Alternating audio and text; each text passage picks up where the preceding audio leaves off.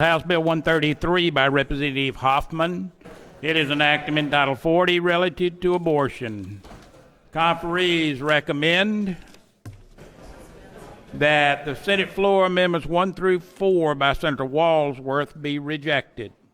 Senator Walsworth. All 6 members signed the conference committee report. Senator Walsworth, you handling the report? Members, House Bill 133, basically I added the amendments on the floor of the Senate in which we tried to define and go outside of the words abortion when there is spontaneous miscarriage or something like that. We found that that is an issue. We have now come back and asked an urgent request from the federal government to look at that. That's more of a terminology that is used. And so we have pulled off that amendment that I had put on, and I do see a question. So the bill is basically like it was when it came over from the House. See a question?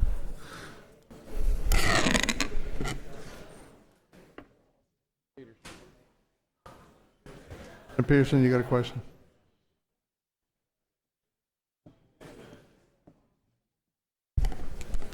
Thank you, Mr. President. Senator Walsworth, can you go through these Senate amendments and exactly what they removed from the bill?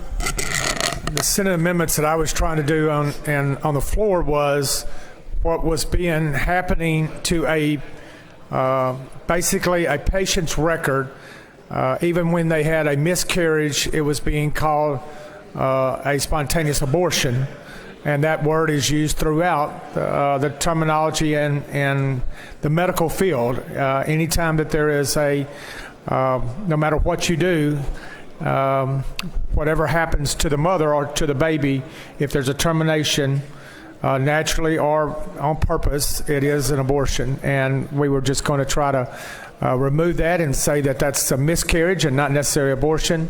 We did have a lady that came through that said, not only has she had a couple of miscarriages, that now that she's had 2 miscarriages, she's I'm trying to remember the words, but it basically a habitual aborter is what it said. And that's on your patient record. A lot of people don't know that that's being used by the medical field. We found out that that's a national issue, not necessarily just a state issue.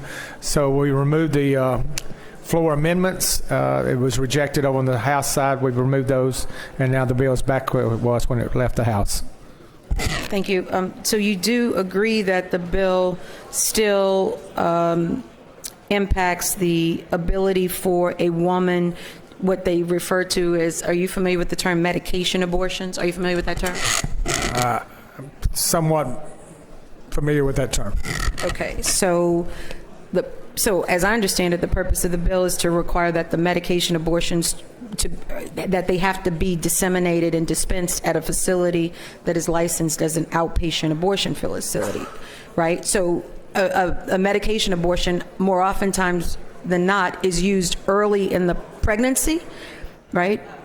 Okay, and so, for example, with the bills that we now have on the law, let's use the 6-week ban, right? Or whether, right? Let's say 6 weeks. Yeah, let's use that bill.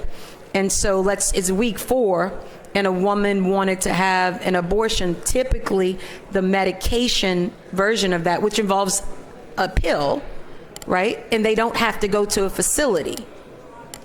So this bill would require, even if it's just medication, that they'd have to go to a facility. Are you aware of that? I believe that it is in the law that we're having today, yes. So that's what we're changing. We're requiring it. It's not currently required because a woman wouldn't need to go because it's medication. We wouldn't have to go. I think when we had the debate on the bill to begin with, it does not include the morning after pill. The morning after pill is not included in the because what I understood from the debate that we had was that is not included in this bill at all. The morning after pill can be just taken by the mother immediately after she chooses to, maybe the day, I think it's called the morning after pill. So I think that's not included in this legislation, what I understand. Okay, so you don't really know much about the morning after pill or this medication abortion. I'll go ahead and tell you that's not an expertise that I have, Why are you handling this bill? because I had the amendment to on the bill, and that's what we're rejecting is the amendment to the bill. That's all. Why are you handling a bill about abortion if you don't know about it? Because Representative Hoffman asked me to do it. I see no other questions. All right. For the floor, Senator Peterson.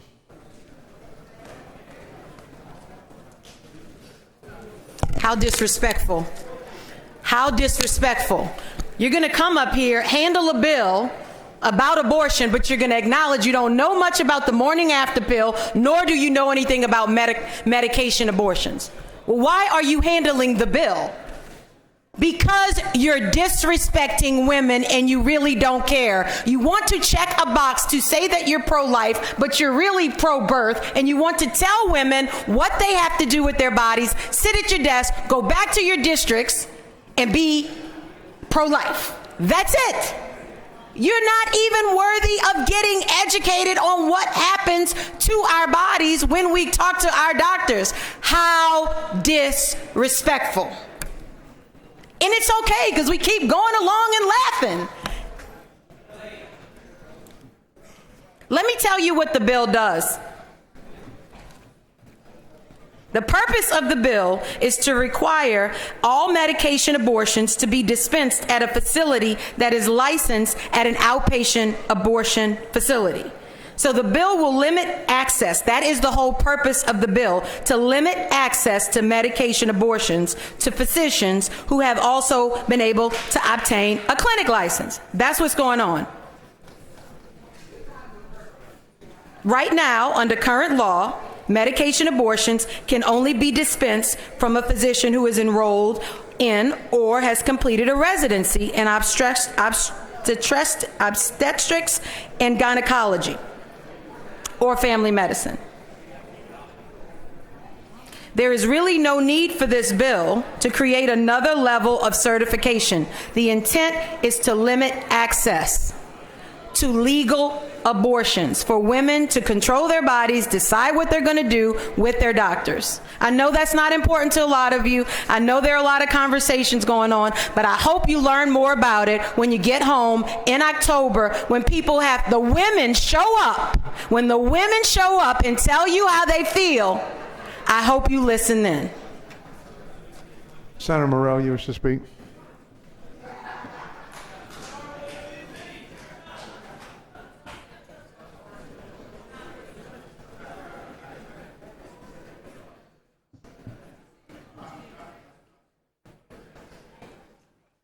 I'm going to begin by saying something real simple, Mr. President. I think it's very disrespectful that during that debate, people are in the back laughing.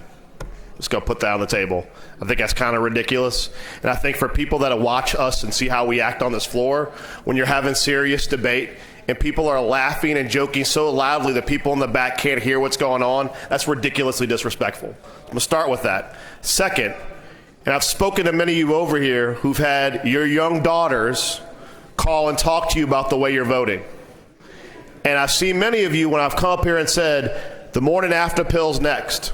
And you get in your desk, no, we're not outlawing the morning after pill. Ladies and gentlemen, this bill is a hop, skip, and a jump. This is a bill to so severely restrict a medical abortion. Now, mind you, that is literally one step above a morning after pill.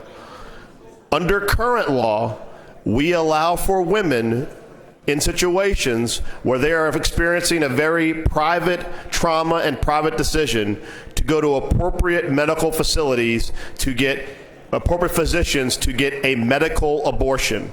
We are now restricting them to the 3 clinics we currently have, which, depending on the fate of the legislation that's been passed nationally, those 3 may cease to exist. With this bill, if they close down those 3 facilities for any reason, women no longer have access to a medical abortion. That is what this bill does. This bill is aimed with the purpose of getting rid of medical abortions as an option.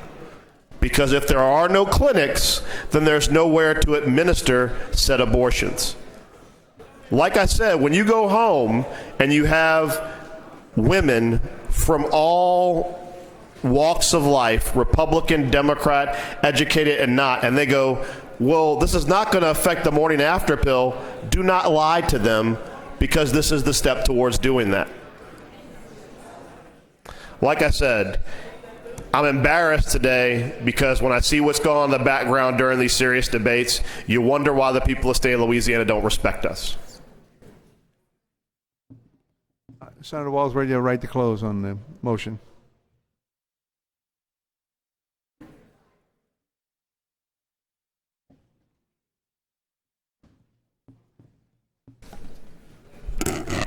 Members, this is an important bill. It's about the life of a child. Really, it's about the life of a mother. And I'll admit, I'm not a woman, and I don't know everything about. But this is an important bill. We understand what it does. We've debated it extensively. I did put an amendment on there to try to listen to a mother who struggled with miscarriages and then found out that on her medical record it said that she was a habitual aborter, and it almost destroyed her life. I put the amendment on there to try to see if we could do something about that. Change that terminology. I ask that you look at the bill.